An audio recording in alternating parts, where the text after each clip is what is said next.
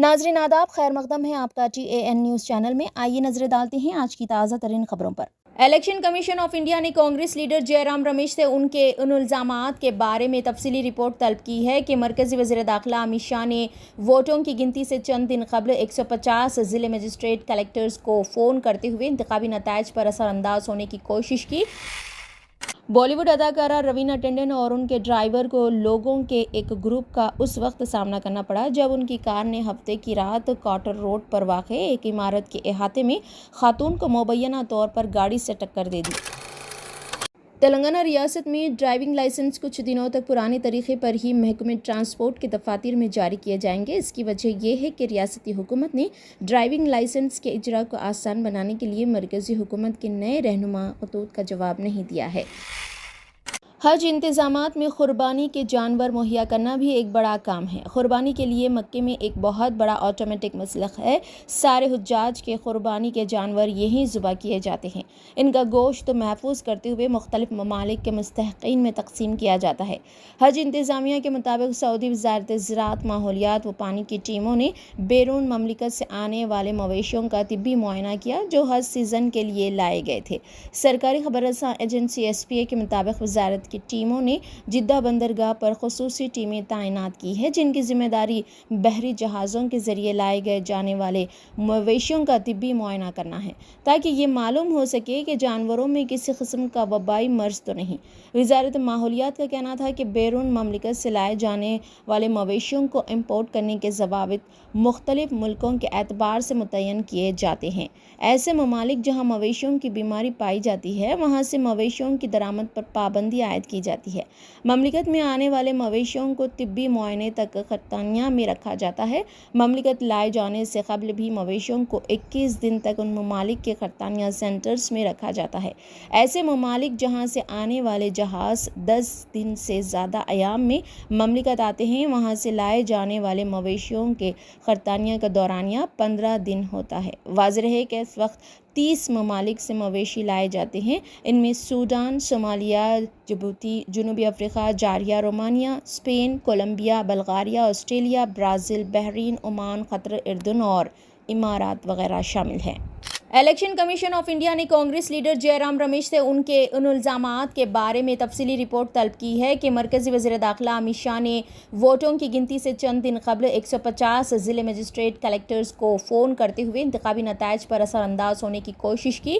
Commission ने कहा कि आज तक किसी भी ज़िले मजिस्ट्रेट ने किसी गैर मुनासिब असर और रसूख का सामना करने की इत्तला नहीं दी है। ताहम इंतखाबी इदारे ने एक सीनियर लीडर की जानिब से लगाए गए इल्ज़ामात की संगीनी को देखते हुए बड़े अवामी मफाद में इस मसले को हल करने के लिए मखसूस तफसीलात हासिल करने पर इसरार किया। वोटों की गिनती का अमल हर RO रिटर्निंग ऑफिसर पर डाला जाने वाला एक मुक़द्दस फरीज़ा है और एक सीनियर ज़िम्मेदार और तजुर्बेकार लीडर के इस तरह के अवामी बयानात से शुकूक व शुबहात का अंसर पैदा होता है और इस तरह वसी तर अवामी मफाद में इसका इजाला किया जाना चाहिए। इलेक्शन कमीशन की जानिब से जयराम रमेश को रवाना करदा नोटिस में कहा गया है अगरचे किसी DM ने किसी गैर ज़रूरी असर रसूख की इत्तला नहीं दी है, लेकिन इलेक्शन कमीशन ने जयराम रमेश से 150 DM की तफसीलात और मालूमात मांगी है जिन पर अमित शाह ने असरअंदाज किया है, जैसा कि रमेश ने इल्ज़ाम लगाया है और जिसे वो सच मानते हैं और इस तरह उन्होंने ये इल्ज़ामात लगाए हैं।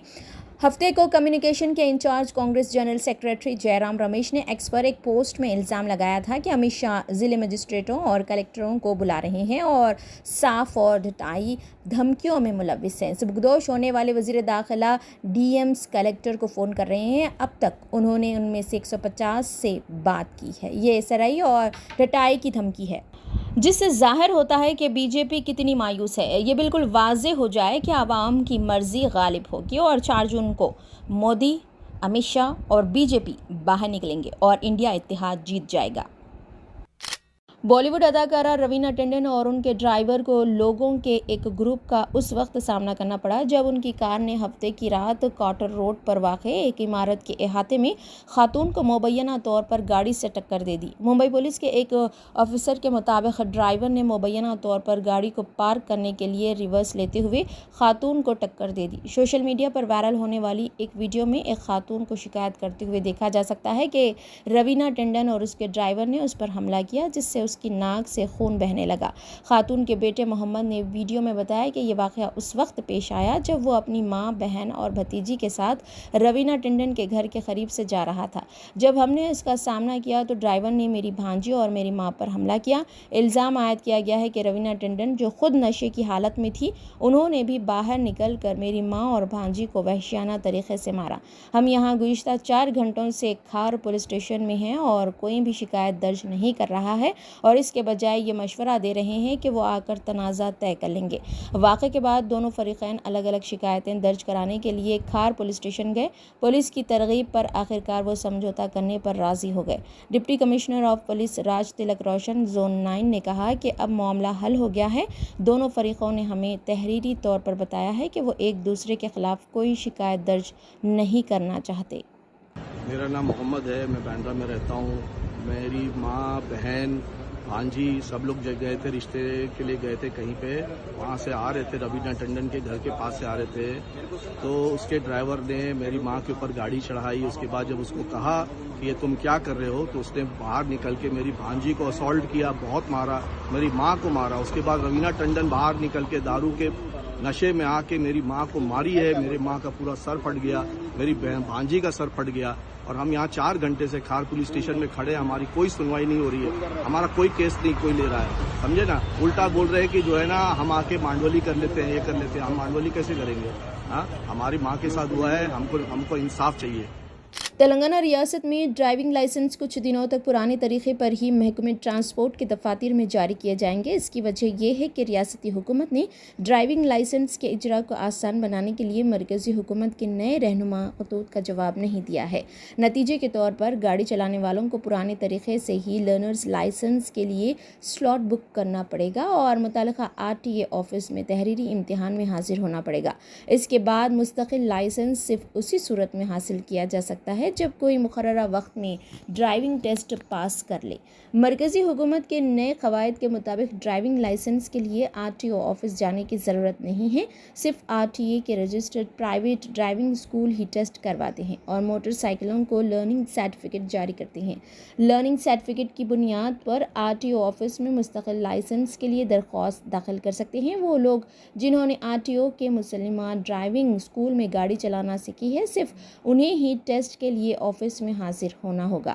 نئے قواعد کے مطابق آلودگی کم کرنے کے لیے 9 لاکھ پرانی سرکاری گاڑیوں کو مرحلہ وار ختم کیا جائے گا۔ تیز رفتاری سے گاڑی چلانے والوں پر 1000 سے 2000 تک جرمانہ عائد کیا جائے گا۔ اگر نابالغ افراد گاڑی چلاتے ہوئے پکڑے گئے تو 25,000 روپے جرمانہ عائد کیا جائے گا اور گاڑی کے مالک کا ڈرائیونگ رجسٹریشن کارڈ منسوخ کر دیا جائے گا۔ پکڑے گئے نابالغ کو 25 سال کی عمر تک ڈرائیونگ لائسنس جاری نہیں کیا جائے گا۔